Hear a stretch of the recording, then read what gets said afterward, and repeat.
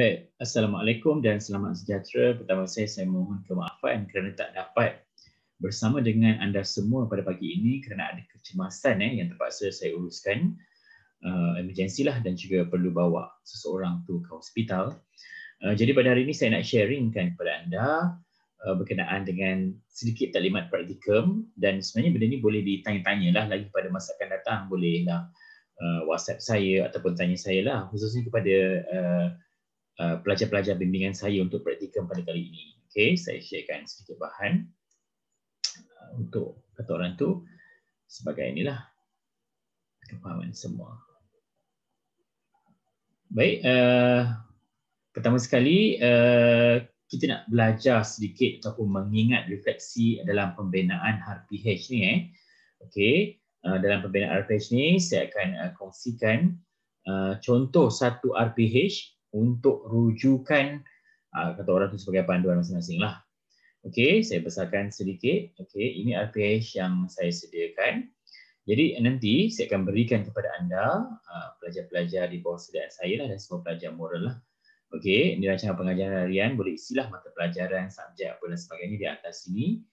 Kandungan ni ikutlah mata pelajaran, tarikh, kelas, jumlah murid, masa dia bila, tema apa, standard kandungan, standard pembelajaran ni semua boleh dapat daripada DSKP dan juga panduan buku KSSR yang baru.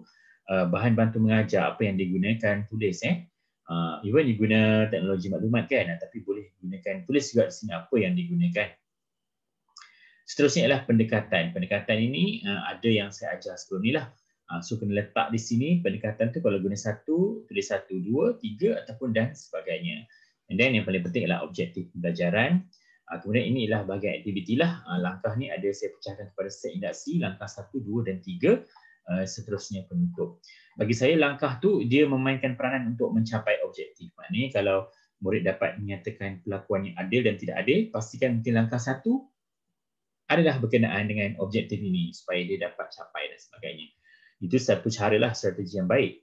Okey, kemudian setelah itu dalam kotak ini disediakan langkah, isi pelajaran, aktiviti pengajaran dan pembelajaran, apa yang dibuat, dan kemudian catatan. Catatan inilah perkara yang penting yang saya nak tunjuk kepada anda semua. Apa dia yang perlu diletak di sini. Okey, ini contohlah pendekatan, teknik, BBM. Maknanya benda-benda yang ada dalam catatan ini ialah benda-benda yang perlu anda letak. Setiap kali, setiap set, setiap langkah, apa yang telah di-apply dalam sesi pengajaran tersebut. Okey, benda tersebutlah yang saya akan tunjukkan sekejap. Saya sharekan PowerPoint ini.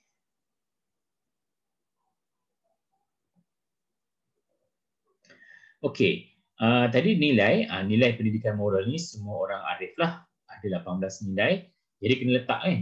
Nilai-nilai tersebut, kalaulah sekiranya dalam kotak-kotak tadi tu yang saya share tadi tu, kejap share macam ni senang lah.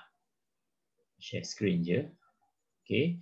Katalah kalau anda nak letak nilai tu lebih daripada 1 pun boleh, tak ada masalah. Jadi maksudnya anda boleh meletakkan nilai-nilai tersebut dalam penulisan anda. Contohnya di sini tadi kan, di bahagian pendekatan tadi ni, di sini letak nilai apa yang ada dalam set induksi pertama ni. Mungkin nilai pertama ialah nilai bertanggungjawab, bekerjasama dan sebagainya, letak di sini so boleh letak di sini nilai tersebut. Kemudian perkara yang anda boleh gunakan selain daripada nilai tadi tu, iaitu pendekatan. Inilah yang anda pelajari sebelum ini. Ada banyak pendekatan, ada lebih daripada 9. Ada 9 analisis, pertimbangan rasa semua kena letakkan. Ini kena ulang baliklah. Study, baca tentang analisis nilai, pertimbangan rasa semua ni apa. Dalam saya punya YouTube ni ada sebenarnya saya letak tentang pendekatan-pendekatan. So letak dia, insert dia dekat dalam bahagian catatan tadi. Okey, seterusnya ialah kaedah seperti kaedah individu, berpasangan, kaedah kumpulan, kaedah kelas, kaedah apa yang digunakan dalam setiap langkah mahupun set induksi. Kalau dalam set induksi itu kita buat secara berkumpulan. Jadi kita kena nyatakan kaedah berkumpulan. Okey, seterusnya teknik. Teknik ni paling penting. Bagaimana cara kita nak sampaikan dalam proses tadi tu, apa yang kita guna pakai untuk kita melaksanakan sesi PDPR tersebut. Sama ada simulasi ke, perbincangan ke, dan banyak lagi lah yang contoh-contoh saya senaraikan ni, boleh anda letakkan dia dekat dalam bahagian catatan di setiap set indaksi ataupun langkah-langkah tadi ataupun bahagian penutup. Okey. Yang seterusnya ialah PDPC abad ke-21. Ini wajiblah diletakkan sebab sekarang ni memang menjadi satu keperluan. Seperti gallery walk ni tak boleh lah sebab mungkin gallery walk ni boleh dialih pindahkan dalam keadaan norma baharu sekarang kan. Mungkin anda boleh minta pelajar-pelajar pergi ke laman-laman web ke, itu bolehlah dikatakan sebagai gallery walk contohnya. Ataupun banyak lagi cara lain seperti deklamasi sajak, nyanyian, brainstorming, think pay, share ni, round table, apa-apa sajalah. Okey. Kemudian yang seterusnya adalah EMK iaitu elemen merentas kurikulum. Okey, ini pun boleh letakkan juga. Benda yang kita ajar tadi tu, adakah dia berkaitan dengan bahasa? Contohnya kita minta dia bersajak, bersyair. Maka benda tersebut ialah EMK bahasa. Kelestarian alam sekitar, kalau berkaitan dengan sains, teknologi, nilai murni yang anda rasa wujud dalam setiap langkah ataupun strategi yang telah anda buat tadi. Kemudian ialah penilaian PDPC. Penilaian PDPC ini biasanya akan wujud semasa sesi peneguhan ataupun sesi latihan yang diberikan kepada murid-murid. Namun begitu, kita kena sedar juga sekarang ni dalam pelaksanaan sesi pengajaran kita dah gunakan PBD iaitu pentaksiran berterbilik darjah di mana dia akan sentiasa, tak kisahlah pentaksiran itu di setiap langkah ke pun boleh, dekat dalam bahagian akhir pun boleh, di mana-mana saja letak. So kita kena ceritakan penilaian PDPC itu digunakan apa? Buku teks ke, buku kerja ke, lembaran ke. Okey, kalau sekarang ni ramai dah guna Google Form kan. Jadi tambahlah melalui kuis secara dalam talian ataupun Google Form dan sebagainya. Okey, boleh digunakan. Jadi itu sebenarnya sebahagianlah daripada beberapa perkara yang saya nak kongsikan kepada anda. Jadi kena jelas. Yang di atas ni standard, cuma di sini akan berubah pendekatan, teknik, DDM. Kalaulah kata tiba-tiba tak ada, dalam tu tak ada teknik, boleh tak? Teknik ni sebenarnya sepatutnya memang akan ada. Cuma mungkin beberapa perkara yang tak ada boleh diletakkan. Contohnya macam mungkin tak ada PAK 21 dalam langkah 1, tak apa, abaikan dia. Jadi mana yang ada letak di sini dan senaraikan semua. Kita nak tengok bagaimana anda dapat mengaplikasikan ke semua ciri-ciri yang telah saya tunjukkan tadi, yang saya ulang semula, iaitu nilai ni wajiblah. Setiap tu mesti ada nilai punya. Sebab moral kan, dari setiap langkah seindaksi, langkah 1 sampai penutup semua ada nilai. Kalau ada 2-3 nilai, letak sahaja. Kemudian pendekatan wajib, kaedah teknik pun wajib, PDPC abad 21, EMK, penilaian PDPC. Okey, itu sebahagianlah yang perlu diletakkan dalam RPH. Okey, sekarang ni saya nak kongsikan anda beberapa kaedah ataupun cara yang boleh menarik minat murid-murid dalam kelas sekarang ni. Ini ialah 21st century learning lah. Okey, bukalah wheelofnames.com. Wheelofnames.com ni ialah satu cara kaedah untuk anda mempelbagaikan sesi pengajaran. Ini tips saya lah kepada semua pelajar-pelajar elektif moral saya. Okey, jadi saya kan letak semua nama-nama. Macam ni saya tu buat program dengan cikgu-cikgu sekolah untuk sahkan jawatan. Saya letak 60 nama cikgu dekat sini. So kita pun tekanlah spin tadi. So dia pun berpusing. Dan dia akan menulis pelajar yang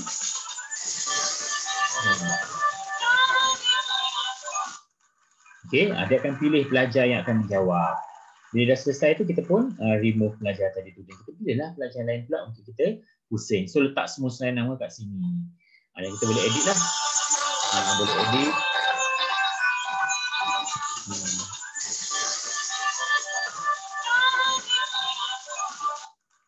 Okey, bila dah pilih tu kita remove. Okey, dan kita boleh edit dia dekat sini, customize ni, boleh pilih lagu. Anda sendiri boleh explore lah, pilih lagu dan sebagainya di dalam bahagian ini. Ini sebenarnya menarik lah supaya bila kita nak buat latihan ataupun seindaksi nak memulakan sesuatu pengajaran tu, mereka akan cakap, wow, macam seronok lah, ni seperti cara. Dan inilah World War ini penuh dengan semua aktiviti quiz, aktiviti apa macam tu, macam word search, maze chase, label diagram, missing word, anything what you can do ada semua dekat dalam ni. So sangat menarik Jadi silalah buka World War ini untuk menambah cara pengajaran anda. Ini contoh beberapa aktiviti yang pernah saya buat sebelum ni. Saya buat sesi macam susun perkataan. Ini contoh ya. Tadi mula-mula saya dah pusing dia punya roda dekat Wheel of Names tadi ni. Bila dia dapat nama dia, saya terus pilih ke sini. Sila jawab soalan yang pertama. Saya cakap kan. Okey, saya tanya dia, singkatan bagi agensi kerajaan terbabit dengan inovasi ialah apa? So dia pun tekalah. Dia fikir dalam masa beberapa saat kan. Jadi dia pun tentukan. Jadi jawapan dia contohnya MOSTI, MO, kita boleh susun. Ini contohlah. Banyak lagi yang anda boleh buat dalam tadi tu. Boleh pilih-pilih macam-macam kan. Ini dia contoh match up pula. Match up macam ni.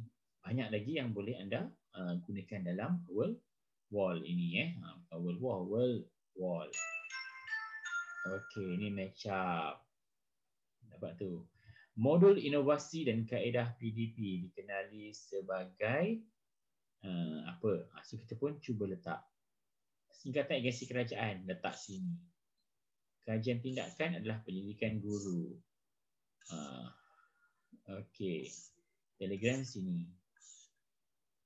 Okey, submit answer. Betul ke tidak? Okey, kalau betul dia buat contoh. Ini contohlah. So banyak lagi yang boleh anda lihat di sini tu. Ni banyak game-game yang boleh digunakan. Jadi bukalah dalam world wall ini, word wall untuk anda mempelbagaikan. Jadi kan saya sebenarnya nak menjawablah beberapa isu yang terjadi, yang ditanyakan kepada saya secara peribadi, di mana katanya dalam kelas tu ada seorang sahaja pelajar. Macam mana agaknya Okey, bagi saya pelajar seorang pun tak jadi masalah. Anda cuba mengajar, cuma pembelajaran kolaboratif itu tak dapat nak diwujudkan. Jadi itulah dia menguji cara anda mengajar. Bagaimana anda nak mengapply dia. Itu isu yang pertama. Masa saya terus je mengajar walaupun seorang, tak jadi masalah. Memang tak mustahil pun sebab di Kuala Lumpur, Selangor, kebanyakan di bandar-bandar memang macam tu. Yang kedua ialah isu berkenaan dengan nak gunakan RPH mana. Okey, kalau moral guna je moral. Kalau subjek lain, guna je subjek lain sebab dia mungkin berbeza-beza. Gunakan apa yang telah saya ajar tadi. Yang ketiga ialah isu bagaimana nak mengajar segerak tak segerak tadi tu. Okey, kalau tak segerak pun tak jadi masalah. Boleh je lah. Sekali tadi tiba-tiba mungkin ada masalah rangkaian internet, boleh buat secara tak segerak ataupun secara offline lah. Buat bahan dalam handset, dalam WhatsApp, Telegram dan sebagainya dan kongsikan kepada pelajar-pelajar. Semua benda-benda itu kena ada. Jadi kalau boleh, kalau ada grup kelas ke apa dan sebagainya, bagilah saya masuk untuk saya pantau, khususnya kepada 5 orang pelajar dalam bimbingan saya. Okey, kemudian yang seterusnya ialah isu berkenaan dengan nak buat tu tiba-tiba pelajar tak datang. Contohnya kan macam Airil, ada pelajar dia seorang je, tiba-tiba tak datang. Apa yang perlu dibuat? Tak dapatlah kelas tu terpaksa ditangguhkan pada masa akan datang. Ataupun tiba-tiba kita nak rancang online, tiba-tiba budak tersebut tak dapat nak online. So kita kena rancang plan B. Maknanya kena ready lah. Itu memang perlulah pada zaman PDPR sekarang kan. Okey, banyak lagi isu-isu yang lain macam pendidikan khas, saya terpaksa longgarkan sedikitlah sebab keadaan mereka mengajar murid-murid berkeperluan khas kan. Jadi mungkin perlu direndahkan aras dan sebagainya. Jadi dari semasa ke semasa kalau ada apa nak tanya, boleh maklumkan kepada saya. Saya mohon kemaafan sebab tak dapat nak berjumpa secara live pada pagi ini. Namun sebenarnya saya berharap anda semua dapat jelas dan fahamlah. Kalau ada apa-apa tanya, boleh maklumkan dan boleh ulang balik video ini pada bila-bila masa sahaja. Dengan itu, sekian, terima kasih. Assalamualaikum dan salam sejahtera.